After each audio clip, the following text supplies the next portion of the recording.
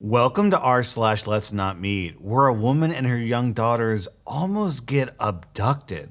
So this happened about 5 years ago while I was 9 months pregnant. I was Christmas shopping at the mall with my then 7 and 15-year-old daughters one Saturday night in a very safe city with very low crime rates. There was an Applebee's connected to the mall, and we ended our shopping pretty late, and the mall stores were starting to close. So I took my kids to the connected Applebee's for a late dinner. We finish up eating at about 10 p.m. and leave out the Applebee's entrance into the practically deserted parking lot with shopping bags in tow. As we got to the car, I was in the middle of maneuvering the shopping bags on my arms to find my keys, when a 50-ish-year-old crusty-looking guy starts walking up from somewhere in the parking lot with shaggy gray-white hair and a faded flannel shirt and old jeans. I noticed him briskly approaching when he was about 40 feet away, and he said, "This is a stick-up. Give me all your money."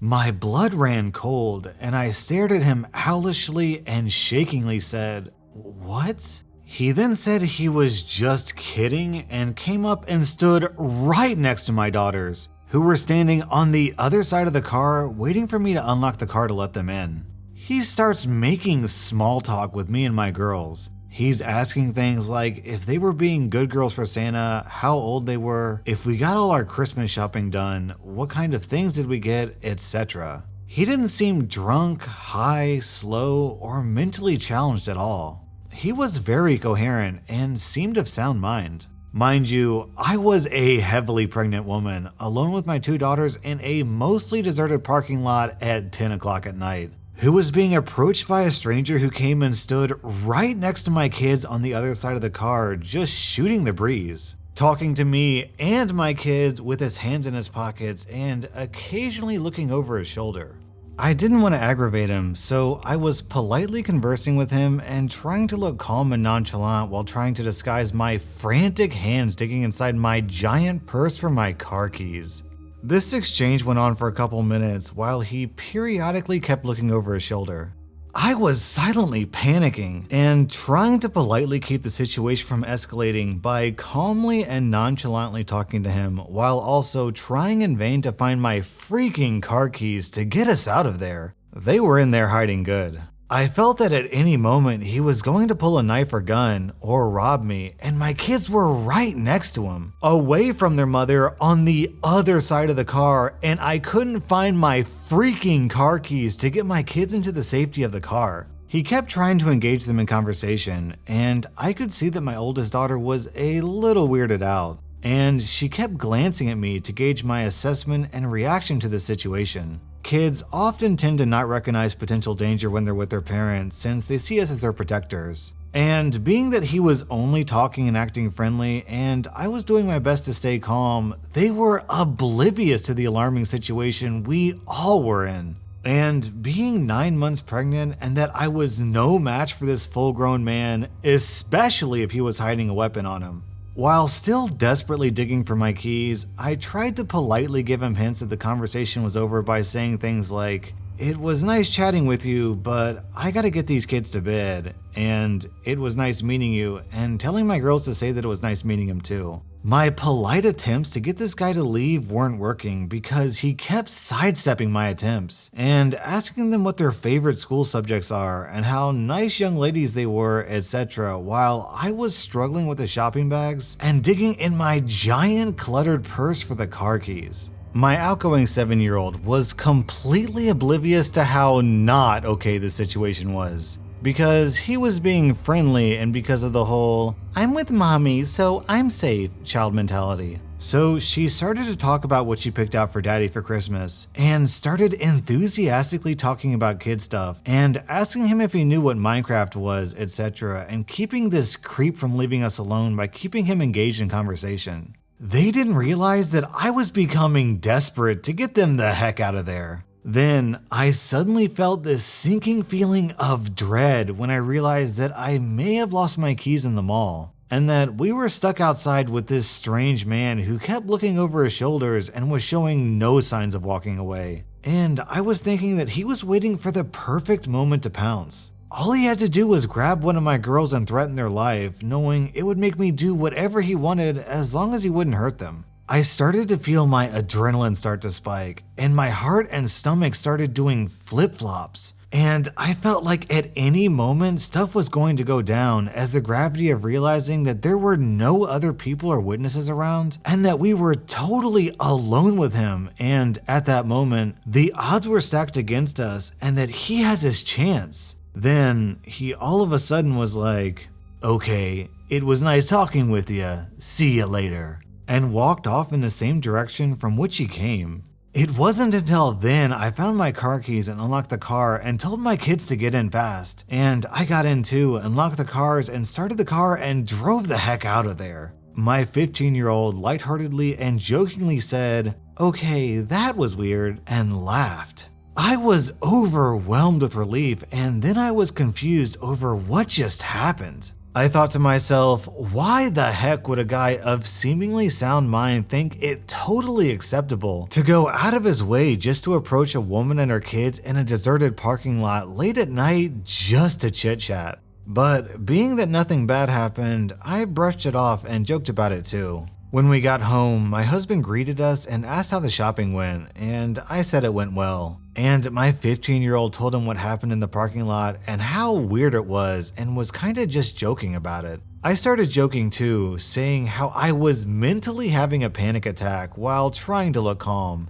And I started making fun of myself by telling my husband how I was attempting to inconspicuously rummage through my purse to find my car keys. My husband went completely white, and I acknowledged his horrified look of alarm, and I assured him that, albeit creepy, the guy was just talking and eventually left on his own. Now, my father-in-law is a retired sheriff deputy, and my husband went through police academy training after graduating high school. He decided to go to business school instead of becoming a cop. And from the knowledge he gained from that, plus growing up with a cop for a dad, I found out why my husband looked absolutely horrified when I told him the details. What my husband told me completely rattled me to the bone. My husband told me that he was 100% sure that the reason why the guy was hanging around us and chit-chatting was because he was waiting for me to unlock my car. And the reason why he was standing next to our kids was because once I unlocked the car and the kids started to get inside, he was most likely going to force himself into the car with the kids and hold a knife or gun to them to gain leverage on me to force me to cooperate, knowing that I wouldn't abandon my kids, which would force me to get into the car with him and do whatever he wanted me to do, which most likely would be to drive to a remote location to do God knows what.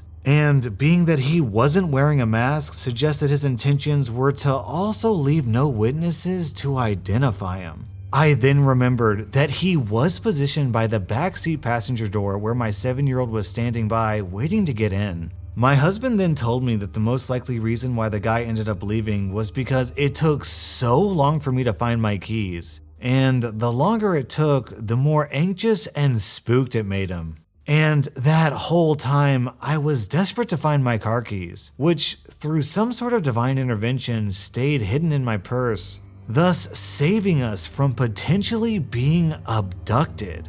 OP, I bet the reason why that guy said that this is a robbery and then came up to you and said it was a joke was because he thought you were about to open the car. And then when he got closer, he realized that you were still searching for his keys, so that's why he made that terribly creepy joke.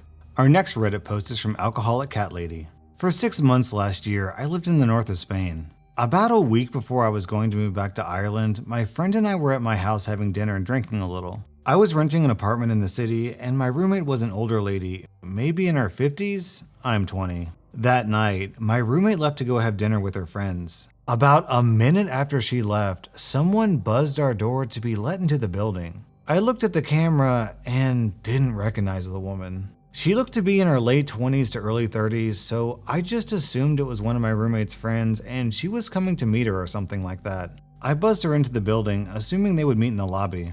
At first, I didn't buzz her in because I didn't recognize her and she walked away from the door, but then I hit the buzzer as soon as she walked away, and then I, myself, walked away from the camera, meaning I couldn't see if she actually entered or not, assuming that if she did enter, she would just call or text my roommate. Boy, was I wrong. This woman came up to my apartment building on the 6th floor. She came up just 2 minutes after my roommate left, so I know she didn't take the stairs. And I know they must have seen each other when my roommate got off the lift and the lady got in. Realizing that this is weird, I do not open the door when she rings it. I look through the peephole just to confirm that it was nobody I knew. At this point, I back away from the door and gesture for my friend to be silent. We creep back to my room, which is at the far side of the apartment, and I begin calling my roommate, who isn't picking up. Meanwhile, the lady is incessantly ringing my door. My roommate isn't picking up, and my friend is just telling me to open my door. In her mind, it's a woman, so she must be harmless. I tell her she's an idiot for underestimating the female sex. Women can be criminals too. She keeps telling me to open the door, and I refuse. The door keeps ringing. I keep looking out the peephole. At this point, I understand that if she knew my roommate or was looking for someone specific, she would just call or text them. She didn't take out a phone at all. She just stayed eerily silent. Didn't call out any names or ask if anyone was home. This was weird to me. I finally get through to my roommate. She says she wasn't expecting anyone and that she doesn't know anyone in that age range. She asks if I'm okay and I say I'm fine. Now, it's been at least 20 minutes. I know the lady knows someone is home because the lights are on, and my understanding is that's why she's not leaving. I continue watching her through the peephole and see her go into the lift for a minute and then come back out again. The lift is really loud and I would have heard it move. It didn't. She just went in and came out. In my mind, this means someone is in the lift waiting for her. This screams sketchy to me. After about 40 minutes, she leaves. I run to our hall and flick on the outside camera. The lady left the building with 2 men. They all had backpacks on. I will be eternally grateful for trusting my instincts and not listening to my friend. Sometimes it's better to be safe than sorry. Creepy lady with henchmen, let's not meet again. What I want to know is if the backpacks looked full or empty. If they looked empty, then it was probably just a robbery. If they looked full, that means they probably had stuff like duct tape, rope, weapons. That would have been a lot worse. Also, my theory for why she was ringing the door but staying silent is that if she was yelling, it would have attracted the attention of neighbors. But neighbors can't hear the doorbell, so that was her way to accost you without drawing attention.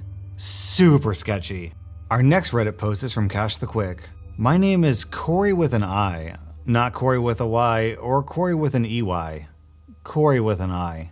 A usually feminine spelling of a name for a guy. Not that I mind much of the spelling or so on of what my parents gave me. A few years ago, I had just been let go from my first job out of college. It had been pretty good money, but the company went under, so I started applying to every job I could find, as you do. Indeed, Monster, even Craigslist. One Craigslist job in particular was based on the outskirts of the city I lived, but I was ready to take anything. The job in question was some basic data entry and assistant work. At least that had been what the job listing said. I thought it was on the up and up, however, because this was one of the few Craigslist postings that had a website attached to it. It was a pretty basic website in retrospect, but the company message seemed to make it sound like they were heavily about serving the city and facilitating volunteer work. Within minutes of applying, I got a response inviting me for an interview that same day, though it titled me as a Miss Corey. I was going to respond to correct them, but it read that it was an automated response, so there would be no one to read it.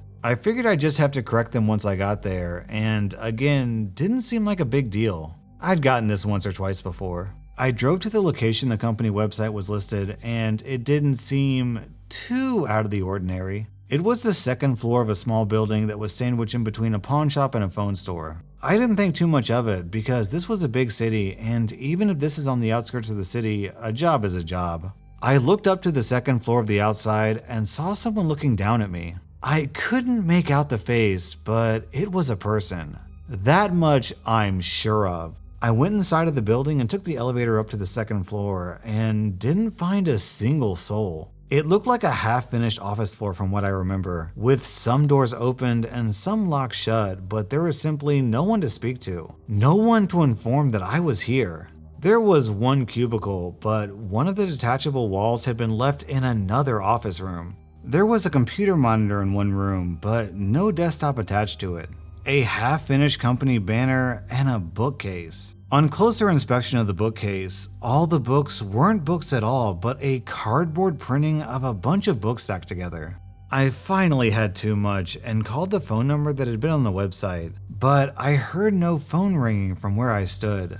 More so, the phone I called seemed to cut my call off after a ring and a half, sending me straight to voicemail. Sufficiently creeped out by now, or wondering if I had stumbled on something I shouldn't have, I took the elevator down. As the elevator door closed, I heard someone muttering angrily, "I thought that was a girl's name." I didn't want to stay to find out who said that. Instead, I walked right back to my car and drove back home, not even daring to look back up at the window of the floor I was sure I had been scheduled for. That very evening, out of morbid curiosity, I checked Craigslist. The posting was gone. I looked for the website. It had been disabled. To this day, I still wonder what or who did I stumble on. My greatest regret is not calling the police about this. Here's an even creepier detail that you might not have noticed. The email referred to OP as Miss Corey, but OP also said that it was an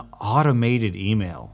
There's no reason an automated email would call OP Miss Corey unless he had entered in his information that way. That means a real person wrote that email and wrote it to make it look like an automated email.